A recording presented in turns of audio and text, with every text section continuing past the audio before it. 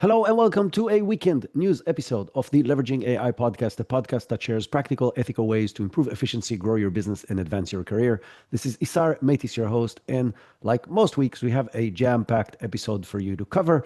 We have lots of stuff that didn't make it to this week's news, but you can find all of it in our newsletter. So make sure to check it out. There's a link in the show notes to get that. We are going to cover today 4 main topics. One is about the new glowing hot battleground of AI, which is applications for enterprise, followed by a fascinating report by Mary Meeker, the queen of the internet, about the speed in which AI is happening compared to the internet revolution. We're going to continue talking, like in many previous weeks, about layoffs across the board and AI impact on that. And we're going to finalize the deep dive sections with talking about self-improving AI. And then, as always, there's a very long list of rapid fire items, including some fascinating and really important scientific discoveries and methods with AI, like the ability to better detect cancer. So lots to talk about. So let's get started. In previous shows, we talked a lot about the fierce battle that is happening right now on the turf of writing code with AI, with all the big players fighting to grab market share between companies who build the applications like Cursor and Windsurf, more about them later, and platforms like ChatGPT, Claude, and DeepSeek fighting to show who has the best coding capabilities. Well, there's a new battleground that is heating up very, very fast, which is the battleground of corporate and business applications in general. It's not new, but it's just heating up dramatically. And this week was a great example of that. So OpenAI just announced several new different capabilities, which are all focusing on that exact topic. So ChatGPT now started offering meeting recording and transcription, which is something that was saved to companies like Zoom and Teams and Fathom and many others that are focused on that particular field. They also announced new connectors connecting straight into ChatGPT and custom GPTs for Dropbox, Box, SharePoint, OneDrive, Google Drive, and the ability to connect MCP servers to the ChatGPT universe as well. Those of you who don't know what MCPs are, first of all, check the episode we released on Tuesday of last week. We did a deep dive into what are MCPs and how to connect to them and how you can benefit from them in your AI universe. But in general, they allow you to connect very, very quickly to data repositories and tools that you have in your company, such as your CRM, ERP, etc., as long as they have an MCP server, and bring them within minutes into your AI universe, whether chats or agents. And so OpenAI is focusing very aggressively on building applications for businesses. So it's not just that they're a frontier model company, they are an enterprise tool provider that is competing with a very wide range of companies and tools that are out there in the market. And combine that with the fact they currently have grown by 50% in just 4 months to something between 700 and 800 active million users. And they have combined that with the fact that OpenAI now serves over 3 million enterprise customers, grown up from just 2 million in February. That's a 50% growth in just 4 months of enterprise customers. Shows you very clearly where their focus is at right now. And it's a very serious risk to a huge range of applications, companies, and startups that have focused on building these kind of applications on top of ChatGPT in the past year and a half or 2 years. Now, the only question that obviously is in your mind and everybody's mind is, okay, where is my data going and what's the control over this data? OpenAI is claiming and confirmed to several different news outlets that they will follow the organization's access control hierarchy. Meaning, if you are going to use ChatGPT in order to connect to company data, different people will have access through ChatGPT to different levels of data, depending on their access control of their organization. So if some people cannot see the salaries of all the employees, as an example, they will not be able to see that through ChatGPT, even though all the data will be connected. Exactly how they're doing that, is it bulletproof or not? I think time will tell. I think we'll know very quickly because I'm sure a lot of people start implementing this. I can tell you with conversations with several different people who have tried this in organizations, they're saying that it actually works well and they're only seeing the stuff that they're supposed to be seeing. Again, I don't know how bulletproof this is, but in probably a few weeks, we'll know whether this is working or not. And I'm sure they will patch up whatever is not working right now because that's obviously a critical component to any company. Now, in addition to killing many smaller startups who build applications to do exactly these things, they are moving straight into the fields of giants, right? These are exactly the things that Microsoft and Google have promised us to deliver, the connectivity of all the information straight into a conversation that we can ask any question about any project, about any process, about any tool, about anything that we want, and have the data being collected from our documents, from our ERP, from our CRM, from our emails, and so on. And it seems to be that OpenAI are on the frontier of that, potentially even ahead of Microsoft with their own internal tools and Google with their own internal tools. But Google is obviously not staying behind. Google introduced a lot of new capabilities in their event a couple of weeks ago, and they're now announcing that Google Drive is launching a Catch Me Up feature that allows users to click the button and get a summary done by Gemini of what changed in specific files in specific drives. So if you're using Google's collaborative environment where multiple people can access the same drive and make changes to a document, and a lot of people and a lot of companies are doing that, then you can go into a specific folder, click on the Catch Me Up button that appears on the top section of the Gemini bar on the right side of your screen, and it will tell you exactly what changed in which document. I find this feature to be very useful. I don't have access to it yet, but they're rolling it out, and I've seen examples of people actually using it, and it looks like an awesome feature for, as I mentioned, anybody who's doing collaboration with Gemini. They introduced a lot of other capabilities, as I mentioned a couple of weeks ago, and it's supposed to become available to everybody in the next few weeks, as long as you have a Workspace Business Standard Plus or Enterprise Standard or Plus or education licenses of Google, and of course the Google One AI Premium subscription as well. Microsoft also made a big move with the release of agentic retrieval on Azure. So their new agentic retrieval concept, they're claiming, delivers 40% improvement in answer relevance and accuracy compared to traditional RAG systems. So the difference is obviously, instead of just counting on the embeddings and the data in a vector database like traditional RAG, there's an actual agent system. And now I'm quoting, autonomously plans and executes retrieval strategies for complex questions by breaking down user questions into focused subqueries that run in parallel across both text and vector embeddings. Basically, what that mumbo jumbo means is that instead of trying to do the search, it tries to understand exactly the information you're trying to find, and then it breaks it down into multiple additional searches, which does two things. One, it allows it to run in parallel, which makes the process significantly faster than doing a traditional RAG search on a big piece of data. Those of you who tried it know that it's really frustrating because sometimes you wait 5 or 7 minutes to get the answers, and I don't have the same amount of data that large organizations do. And the other thing is it actually provides better results because it understands the context and what you're trying to get, and it does better queries across multiple sources. This is currently in initial beta testing. It's not available to everybody yet, but it's rolling out. And so anybody with an Azure access and data on Azure will be able to use it in the near future. But there are other big players in this field that are aggressively shifting into AI applications for enterprises. Two of the most notable ones are probably Snowflake and Databricks. Both companies were a database data management enterprise level platforms. That's what they were until AI came out. And now both companies are all in on AI solutions for enterprises on top of the data. Just a year ago, Snowflake was not even in the AI conversation. Databricks got a lot more news, but now they're delivering already an impressive AI solutions that has pushed their earnings by 14% with a projection of $4.3 billion revenue guide for 2026, which is showing you that they're very confident that they're moving in the right direction. Both them and Databricks are pushing hard on what they call systems of intelligence, basically a layer of intelligence above your data that allows to connect the dots in a way that is very hard for humans to do, both in means of time and in means of efficiency and understanding what dots to actually connect. They're calling it the four-dimensional business intelligence. And the idea is to go from static dashboards that just shows you the data, which allows you to answer four critical questions. Question number one is what happened? Question number two, which is more important, why it happened? Question number three, what will happen? And question number four, what action to take? Which basically means that instead of just having data and you have to figure it out, you have an in-house 24/7, 365 consultant that looks at everything that you're doing and can provide you guidance across any vector on what actions to take because of the underlying problems and issues and opportunities in the data that you have in your business.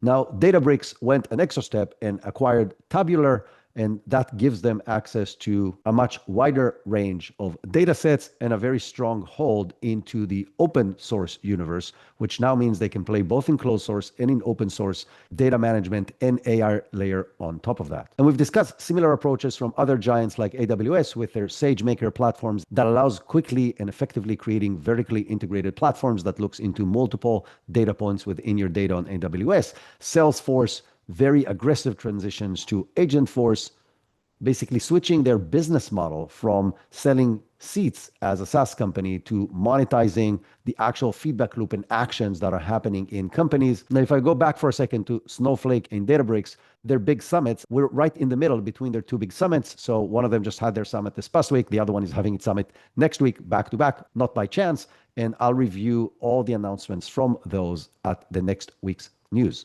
But what this is telling all of us is that the battle is now not about the underlying model, which is still going on. We're still going to see OpenAI and Anthropic and DeepSeek and Gemini, all of those come up with new models and trying to up each other. But the real difference to our day-to-day life is what we can actually do with it. And running our business data through it and getting insights and making better, faster decisions is the key to success in business. And hence, we're going to see these companies go more and more into areas which were not their core expertise before to gain market share in this new future way of doing business. So what we're going to see is we're going to see the lines blurring between a lot of companies who did very distinct things, where all of them are going to do a lot more stuff and going to go into other companies' areas, trying to capture more market share in this new way of doing business with AI as a critical layer for making better business decisions. And it will be very interesting to see who comes out on top in this new hierarchy. OpenAI is definitely creeping into the worlds of giants, but some of the giants are creeping into each other's fields as well. And there's obviously a lot of other smaller startups in that whole mix. So it will be very interesting to watch this field, and we'll obviously keep you updated. And just another anecdote on how hot this field is. U.com, which is an AI search company. We've interviewed their CTO and co-founder, Brian McCann, back in episode 144. You should go and check that out. Well, they have shifted very aggressively from search for the masses to search for the enterprise. And they are now in the process of potentially raising $700 to $900 million at a $1.4 billion valuation, which is showing you how much need and how much investors believe in the strength of enterprise level search and AI data analysis. Our next topic is the report from Mary Meeker. So those of you who don't know Mary Meeker, she is the founder of the VC firm Bond, and she was tagged as the queen of the internet back in the internet boom days. And she was known for releasing really large, really detailed reports about trends of the industry. She hasn't released any report in the past few years, I think since 2019, but she just released a report called Trends in Artificial Intelligence. It is a 340 pages of a report, very, very detailed. We're obviously not going to go into all of it because otherwise it's going to be 3 episodes talking just about that. But I'm going to cover some of the key findings and the key things. The number one thing that she's hammering is the pace in which this technology is moving and how much faster it is than anything that we've seen before. So she's talking about the pace and scope. So the pace and scope of change related to AI technology evolution is unprecedented. So she's giving a few examples. ChatGPT reaching 100 million faster than any other company. ChatGPT reaching 800 million users in just 17 months. Nothing even remotely close to this ever happened before. The number of companies that are hitting very high annual recurring revenue numbers is also unprecedented and never happened before. The pace in which competitors are matching each other's features and capabilities in this industry is also unprecedented. And she's mentioning that the ability of open source universe to catch up and in some cases even overtake some of the closed models in specific things is also something that never happened before. The only one area that is not outpacing previous technology revolutions is returns, right? These companies are spending billions into infrastructure and into running faster and into training models. And so far, returns are far behind the returns that we've seen in previous technological revolutions. However, everybody believes right now that's going to come and come at a much higher multiplier, and hence why they're pouring all these billions of dollars into AI. A few other key things that she mentions, first of all, is that the cost of AI usage plummets. Basically, inference costs for AI usage have dropped 99% over 2 years. So the same level of information that you got 2 years ago paying $1, you're now paying 1 cent for. This is very dramatic. On the flip side, training costs are soaring. So we know that the training costs are going higher and higher and higher. Current level of models are trained at around $1 billion for a training of a new model, which is showing you how hard it is to compete in this world where the rate of use, so people are actually paying you to use the model, is dramatically shrinking while the cost of putting new models out there is increasing, which connects back to our previous point that I think we're going to see more and more application layer innovation and integration rather than just competing on the underlying model capabilities. She's also mentioning that the energy efficient is improving dramatically. She's saying that NVIDIA Blackwell's GPUs, their latest ones from 2024, uses 105,000 times less energy per token than it's generating than its 2014 Kepler GPU from 11 years ago. Now, while this is very promising, 105,000 times less energy, the problem is we have millions more of demand. So the demand has grown in several orders of magnitude more than the energy efficiency that the actual underlying infrastructure is providing. And so while, yes, this is great, I think we still have a very serious issue with energy generation to support AI and with its impact on emissions and global warming. So if you want, this report is free. You can go and find it, drop it into NotebookLM like I did, and you can see the summary. You can ask questions. You can get a quick podcast. It's not that quick, I can tell you that, but it's still a very good overview of what's happening in the AI industry right now, especially coming from somebody who has done similar research on previous technological revolutions. It seems that we can't have a week go by without talking about additional layoffs and what's happening right now. Well, massive layoffs in the US this year, 275,000 jobs were cut just in March of 2025. A big part of it, 216,000, so about three quarters, were driven by Trump's administration Department of Government Efficiency, DOGE, that was run by Elon Musk, that since then left that position and completely is trashing the administration. But that's a whole different thing we're not going to even dive into. But 275,000 job loss in 1 month is a lot. And we talked previously about Klarna's CEO talking about their 40% reduction in headcount in the past couple of years because of AI. Shopify CEO Tobias Lutke with his memo to employees saying that they cannot hire new employees unless they prove that AI cannot do the job. Walt Disney just announced cutoffs in several hundreds of jobs globally. Online education firm Chegg cut 248 employees, which doesn't sound a lot, but that's 22% of their workforce.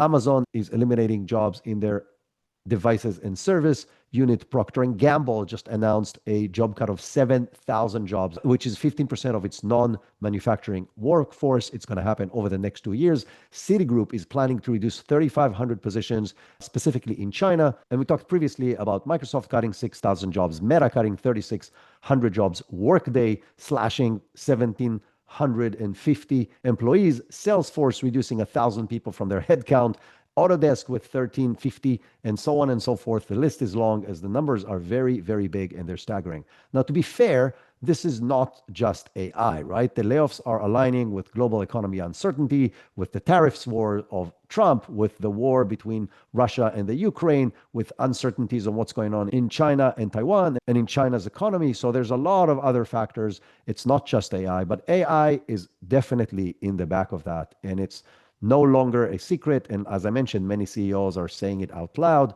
that they are increasing the quote unquote efficiency of the company by making AI take more and more jobs.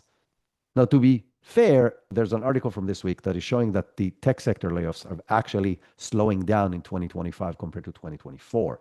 The mid-year number right now is 137 companies have cut 62,000 jobs, which means if we stay on this pace, we're at 145,000 jobs for the end of the year compared to 152,000 from 2024 and 264,000 for 2023. So 2023 have seen the most job cuts, then 2024, and now 2025 at the current pace is actually slightly slower. But the thing is, this is not an improvement because more jobs are being lost. It's not that now jobs are being created to offset the jobs that were lost. It's just more job loss, just at a smaller pace, which is obviously still not good news. As we shared last week, Dario Amodei, the CEO of Anthropic, finally came out and said, yes, this is happening. AI is going to take jobs and the leaders of the world need to address it. I haven't heard anybody addressing it yet, but I think it will become more and more of a mainstream conversation. I started having people ask me about it because they've seen the news about Dario in every news outlet and asking me what's going on. And most people don't still understand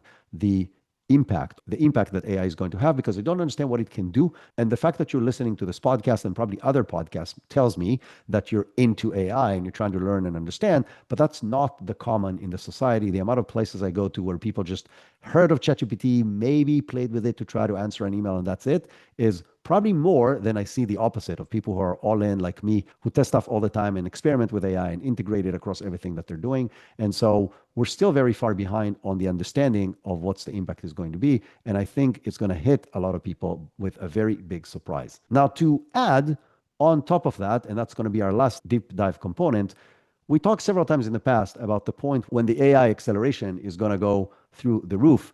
And that's going to be the point where AI can start self-improving, basically write its own code and accelerate very, very fast, where every generation of AI can write better code to write the next better generation of AI. Where Sakana AI, which is a research company in the AI field, just built what they call Darwin Global Machine, or DGM.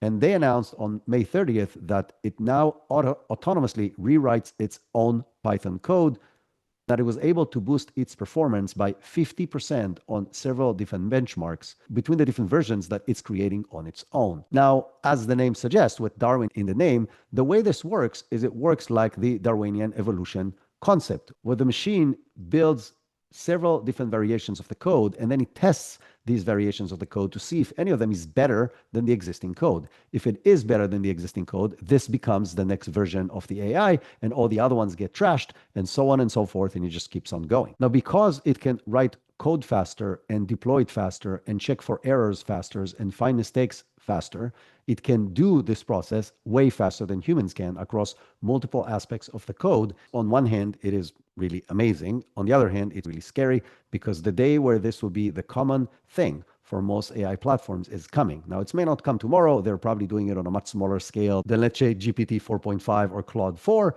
but the concept is there. It's now being tested and proven, and that's going to trickle into probably all AI companies.